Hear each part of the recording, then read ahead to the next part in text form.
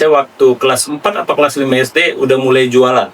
Nah, galeri ini sebenarnya saya niat, tapi waktu itu saya nggak ada duit. Kita datang ke sana, sampai di istana ya kita agak jantungan.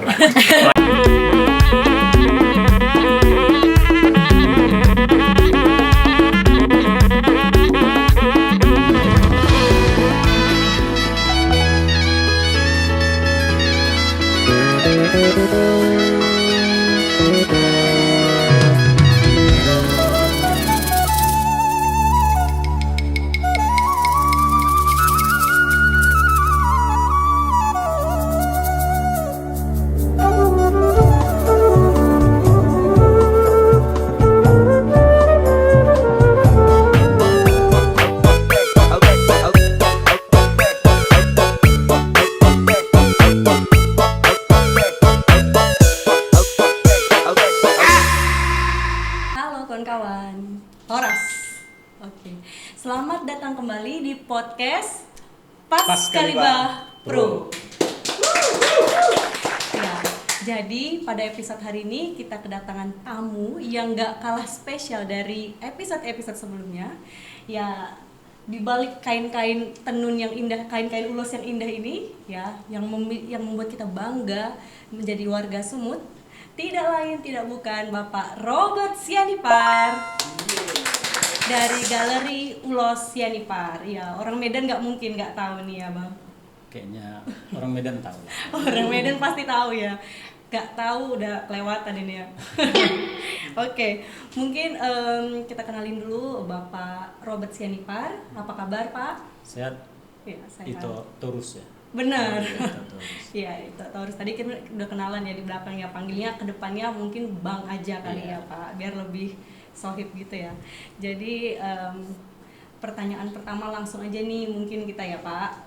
Tanpa ini aba-aba lagi nih, kita langsung aja ke pertanyaan pertama. Awal mula nih.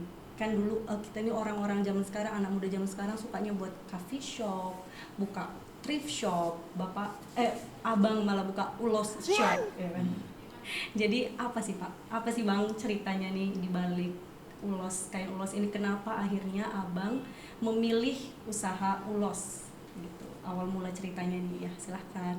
Iya, jadi sebenarnya orang udah banyak tahu ya, karena saya juga cerita ya sekarang diundang di TV di mana, kenapa sih ke ulos gitu? Kenapa ulos? Orang tua saya juga usaha tenun, usaha ulos, papa mama usaha ulos. Nah kebetulan waktu saya SD itu suka buat kalau ingat nggak ya, kita kotak pensil yang dari ulos. Kotak pensil apa yang kaleng itu, masih ya sampai sekarang kali ya. Nah itu kita lapis sama ulos. Ternyata cantik gitu, kita lapis bagus, kita buat, tapi kita ambil dari bahan-bahan reject, misalnya ulos itu rusak, kita gunting, kita lem, ternyata bagus. Nah saya pikir-pikir kayaknya enak nih buat Usaha ulos. dibikin jadi usaha gitu. Memang kebetulan saya waktu kelas 4 apa kelas 5 SD udah mulai jualan. Saya dulu bantu orang tua jualan, digaji. Pekerja ini ya, rumah tangga. Bener, jadi kalau kita bantu orang tua itu dibayar tuh. Oh, iya. Waktu itu masih 10 perak. Oh. Pulang sekolah kita bantu, jadi kita bantu tutup tokonya. Terus kita lihat orang jual kaki lima zaman tahun 80-an itu kan banyak itu, belum ada batasan untuk kaki lima, pedagang kaki lima. Jadi kita pikir, saya bilang, Mami boleh nggak jualan depan toko Mami? Dia bilang, mau jualan apa kau masih kecil gitu. Kita bilang, Mami kayak gitu Mami. Jadi kita waktu itu kalau nggak salah mau Natalan kita jual kembang api, jual lilin, laku pada saat itu. Jadi kita tadinya dapat 10 perak uang jajan, bisa jadi dapat 25 perak, 50 perak. Akhirnya kita terpikir, nah terus larinya ke ulos ini yang paling kelihatan tuh waktu SMP. Nah SMP saya pikir, saya kan waktu itu jual di luar dari dagangan orang tua, saya panggil tuh abang-abangan kelas saya yang nggak sekolah, yang udah tamat, jualan. Jadi kita jual tas obral, waktu itu 500 perak itu tas satu. Nah terus saya coba bikin tas root, mungkin si kakak-kakak tahu ya, tas root. Nah kita bikin dari ulos. ya kita diketawain, emang siapa sih yang mau beli gitu. Tapi ada aja yang mau. Kita bikin dari tas, terus kita bikin tali pinggang dari sortali. Oh, udah bakat ya emang. Jadi ada orang beli walaupun 1 bulan lakunya 2, 3, ya namanya juga sambi ya, nyambi ya. Ternyata bagus gitu. Nah, begitu tamat SMA kita buatlah pertununan ulos di Kota Medan. Daripada orang tua ke kampung jauh, saya bilang, Mami, coba yuk kita buat pertemuan itu, kita buat di Medan, jangan dari kampung lagi, kasihan bahannya kan, bapak itu kan tiap Jumat Sabtu itu harus keluar kota ngambil tenunannya. Nah kita buatlah, terus saya belajar bagaimana cara membuat benang yang bagus, ngecat benang yang bagus seperti apa, saya belajar ke Bandung. Nah di Bandung saya belajar, oh ngecat benang itu seperti ini, ada sekitar 2-3 bulan saya belajar. Nah baru kita ngecat di Medan. Jadi kita ngecat dulu di rumah sendiri di sini, di rumah orang tua. Jadi masyarakat setempat juga kita bawa bekerja. Kita ajari mereka bertenun, terus itu kita ajari sirat ulos, kita ajarin lagi bantu kita ngecat benang. Jadi dari situ awalnya begitu. Sampai bisa jadi galeri gini ya. Nah galeri ini sebenarnya saya niat, tapi waktu itu saya nggak ada duit, belum terpikir lah, tahun 90-an itu langsung bikin galeri nggak kepikir. Kenapa? Siapa sih yang mau datang? Ya udah jualan di toko aja lah gitu. Jadi kita ikut gaya orang tua aja, ada toko kita jualan. Nah terakhir saya bukalah usaha di Pasar Senen Jakarta Pusat.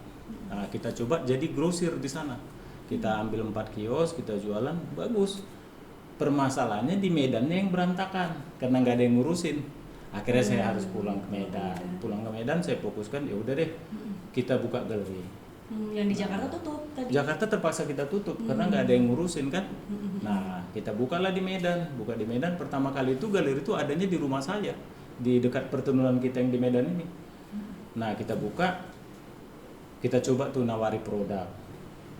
Kita datang ke kantor-kantor, promosi ya. kita promosi. Saya masih bawa pakai sepeda motor itu.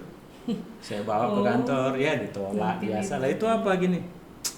Ulos. Bos kami nggak ada, pimpinan kami nggak ada, biasa. Namanya juga setiap kantor-kantor. Kantor-kantor gitu saya datangin.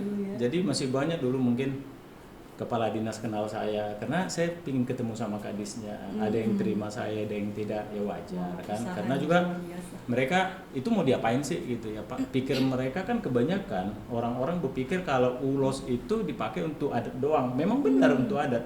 Tetapi yang kita angkat kan bukan untuk adatnya. Yang kita angkat motifnya untuk kita jadikan bahan fashion. Nah, di situ tuh yang banyak orang salah pada saat itu. Begitu. Ya sebenarnya tadi udah menyentuh ke pertanyaan kedua ya. Ya saya tahu karena saya udah baca naskahnya. Iya, jadi memang itu tadi seperti statementnya Bang Robert bahwa kain batik itu identik dengan sesuatu yang sakral, sesuatu yang tua, berbau adat begitu ya. Nah, gimana sih ini trik dari Galeri Ulos Yanipar membawa sesuatu yang adat dan sakral tadi itu menjadi sesuatu yang fashionable, kekinian gitu kan. Sekarang banyak orang pakai ulos, baju, rok gitu ya. Iya, jadi banyak salah pengertian ya. Rekan-rekan, teman-teman banyak salah. Dia bilang banyak pikir itu ulos digunting, dibikin jadi bahan baju atau rok atau apa saja. Sebenarnya tidak. Jadi di tahun 92-93 saya sudah ciptain desain bahan dari benang tertentu untuk memang dijadikan bahan fashion. Kenapa? Ini saya pakai nih. Ini desain saya yang terakhir ini kayaknya, yang baru minggu ini. Tadinya mau saya pakai wisuda.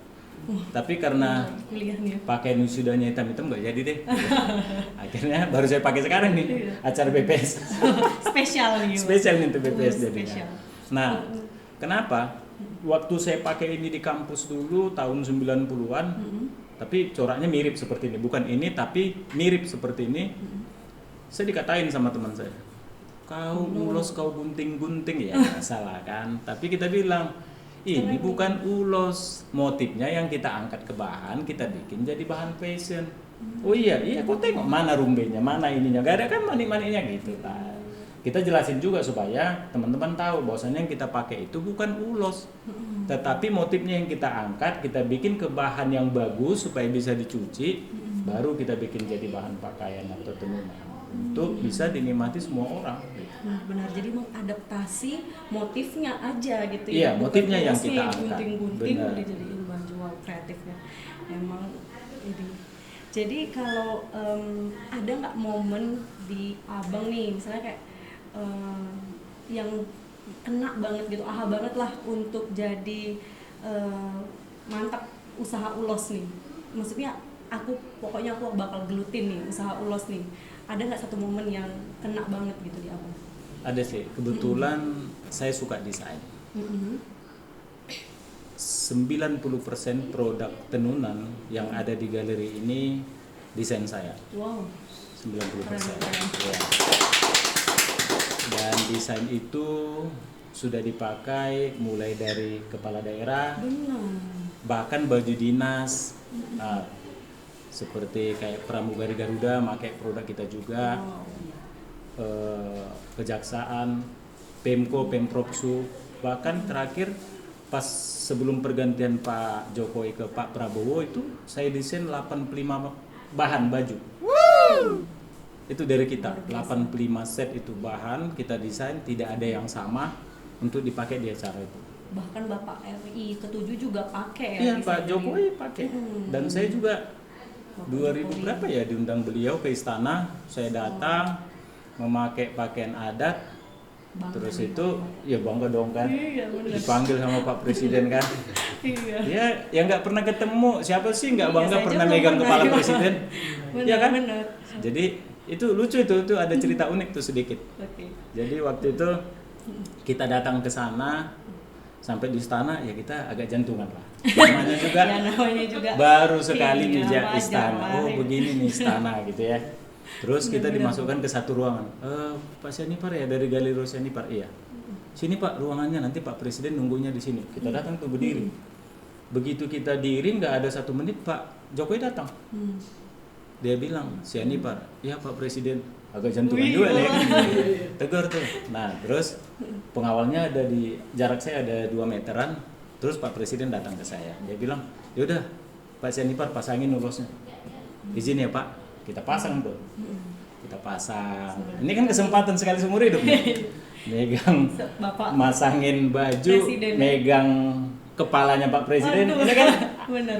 Kesempatan nih kan. Ya kan enggak, belum tentu dong sembarang orang bisa megang kepala presiden kan. Jadi saya pasang tuh. Dan beliau tahu kayaknya itu udah pas saya pasang topinya. Tapi pingin megang sekali lagi kepala Pak Presiden. Sini Pak, saya benerin sedikit lagi. Dia senyum sama saya. Dia senang udah, dikasih sama Pak Presiden saya benerin. Udah, mantap Pak. Coba lihat ke kaca dilihat. Udah bagus ya. Bagus Pak Presiden. Kan kesempatan tuh. Terus saya diajak ngobrol, habis itu saya bilang, "Pak, bisa foto bareng." Ayo foto bareng. Dia panggil Ibu, "Bu, foto sama Pak Sianipar." Udah siap nih foto. Terus itu Menseknek lewat. Pak Menseknek sini. Foto lagi tuh sama Pak Sianipar. Kenangan manis tuh sama Pak Presiden itu. Nah terus selepas itu juga kita juga diundang acara KKI Karya Kreatif Indonesia. Pak Jokowi datang dan sering kita diundang untuk acara itu. Acara-acara besar ya Bang. Jadi emang dari menjajakan ulos ke kantor-kantor sampai ke istana presiden ya tadi ya. Bukan dijajakan, lagi dipanggil gitu ya Bang. Iya, dipanggil. Luar biasa sih ya, luar biasa. Baik, mungkin kita langsung aja masuk ke segmen kedua nih Bang. Ya agak sedikit bicara statistik lah ini ya. Kalau udah masuk segmen kedua. Kalau dilihat bahwa Galeri Ulos Sianipar ini kan cukup besar nih ya Bang. Ada berapa sih tenaga kerja yang diserap nih di Galeri Ulos Sianipar? Ada berapa yang aktif sampai per hari ini? Iya, yang aktif sekitar 500-an. Kalau nggak salah sekitar 523 orang yang bekerja untuk galeri. Keren banget, punya tenaga kerja banyak ini ya Pak. Ini di Medan aja atau sampai ke level desa? Di dekatnya galeri ini kan Kota Medan ya. Kebetulan galeri ini kena di 2 kecamatan.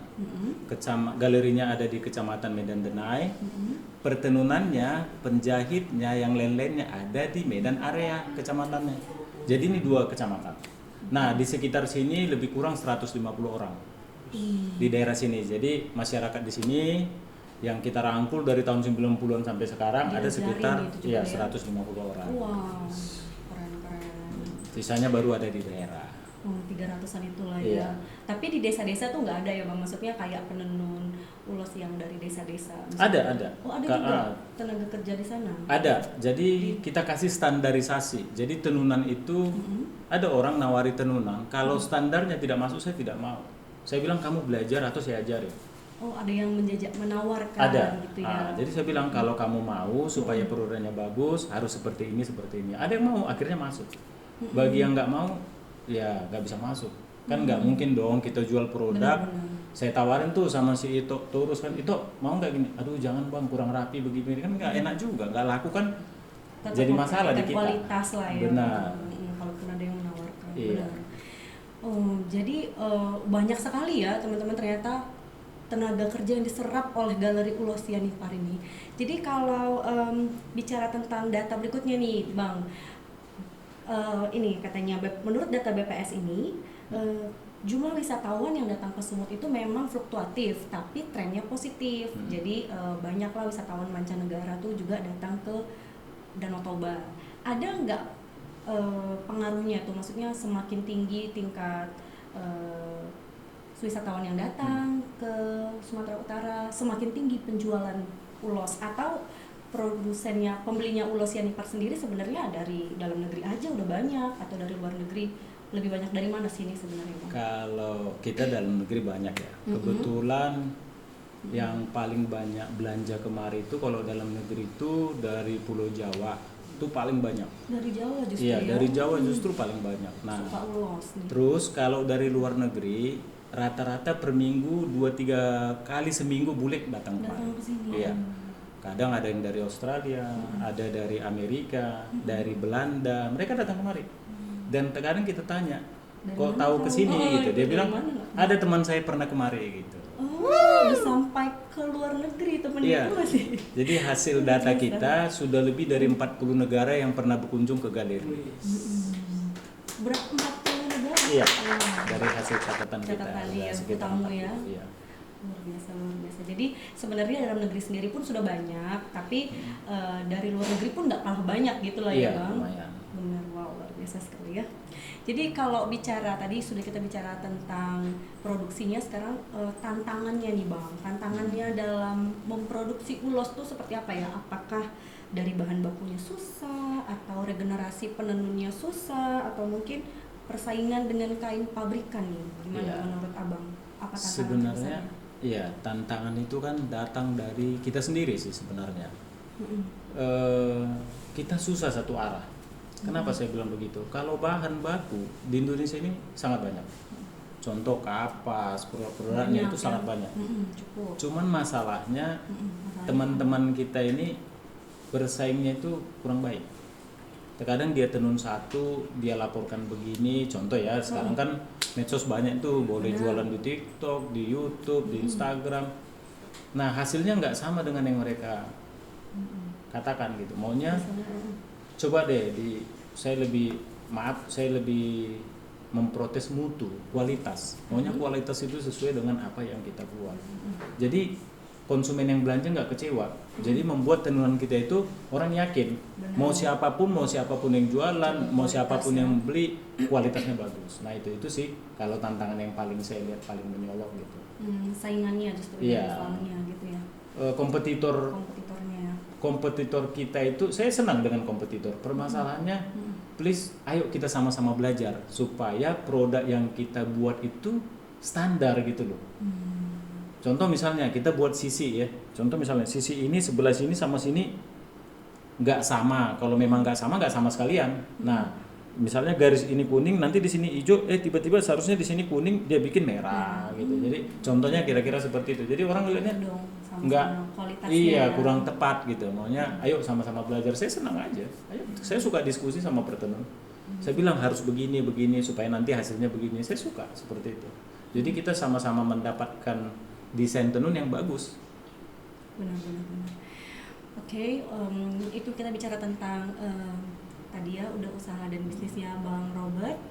Ya sekarang kita mau kasih tahu nih Bang bahwa BPS punya kegiatan tahun 2026 yang besar, sensus ekonomi 2026.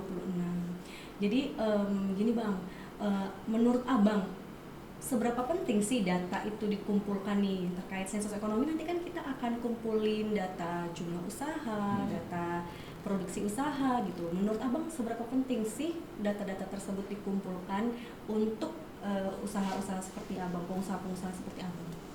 Kalau menurut saya itu sangat penting, sangat penting. Kenapa? Dengan adanya BPS ya, kita sangat mendukung. BPS ini kan sebenarnya tujuannya membantu masyarakat supaya mereka itu tidak kecarian, tidak keliru. Contoh misalnya, pingin tahu berapa petenun di Sumatera Utara. Dengan adanya BPS kan ketahuan tuh. Berapa di sini? Provinsi kita ini Sumatera Utara ada 33 kabupaten kota.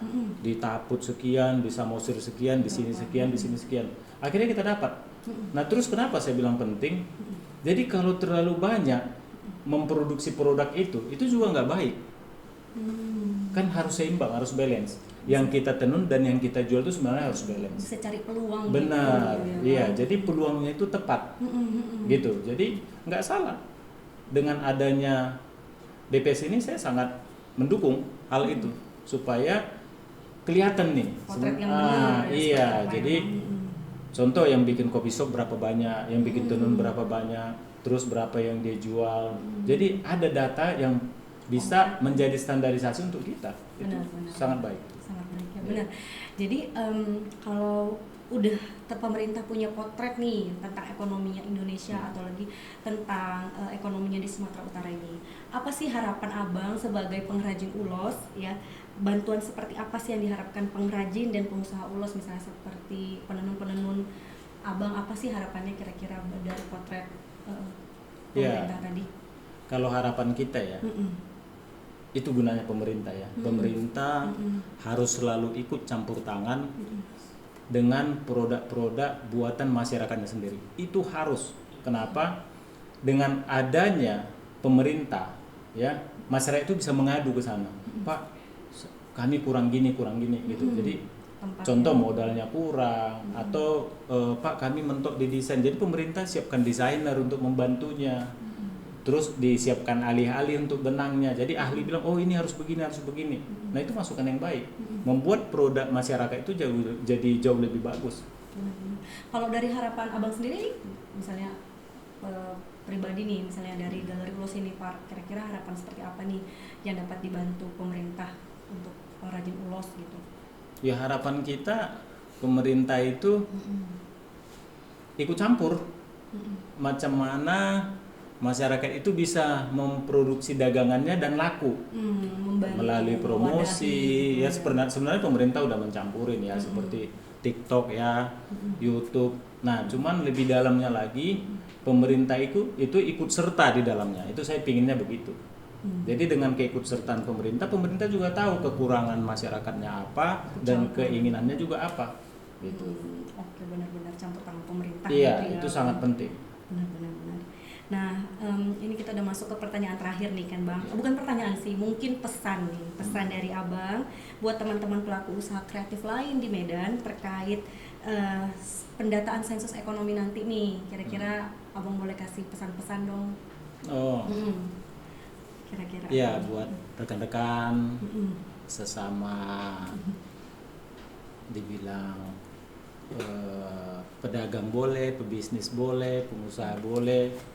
Yuk sama-sama kita dukung. Mudah-mudahan sensus yang dilakukan BPS nantinya itu sangat berpengaruh untuk kita, sangat membantu usaha kita. Yuk, mari kita dukung. Yuk kita dukung. Oke. Baik, itu kira-kira yang udah kita cerita-cerita tadi nih ya, panjang mulai dari selembar kain sampai masa depan, mimpi, tantangan udah kita ceritain tadi ya Bang. Luar biasa sekali podcast hari ini. Tepuk tangan dulu buat Bang Robert Sianika. Ya, jangan lupa teman-teman kawan-kawan podcast Pascaliba untuk dukung pelaku usaha Indonesia, dan jangan lupa juga teman-teman untuk menyukseskan sensus ekonomi 2026. Sampai jumpa di episode selanjutnya. Kita boleh dadah dulu.